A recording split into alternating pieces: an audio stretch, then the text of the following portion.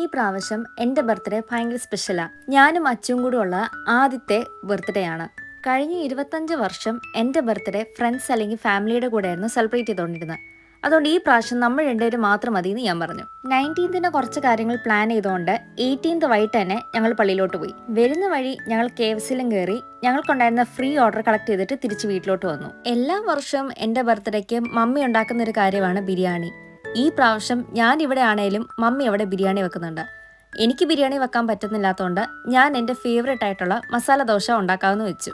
സ്വന്തം ബർത്ത്ഡേക്ക് ഇഷ്ടമുള്ള ഫുഡ് കഴിക്കുമ്പോഴും ഒരു സന്തോഷം തന്നെയല്ലേ. അച്ചുവിന് നല്ല ആഗ്രഹമായിരുന്നു ഞാൻ അച്ചുവിനെ സർപ്രൈസ് ചെയ്ത പോലെ തന്നെ എൻ്റെ ബർത്ത്ഡേക്കും അച്ചുവിനെ സർപ്രൈസ് ചെയ്യണമെന്ന്. പക്ഷെ ഞാൻ ഫുൾ ടൈം വീട്ടിലായതുകൊണ്ട് ഞാൻ ഉള്ള സമയത്ത് തന്നെ അവിടെ എല്ലാം ഡെക്കറേഷൻസ് ചെയ്തു. അങ്ങനെ 2 വീട്ടിലും വിളിച്ച് അവരുടെ പ്രസൻസിലൂടെ തന്നെ എൻ്റെ ബർത്ത്ഡേ കേക്ക് ഞാൻ കട്ട് ചെയ്തു.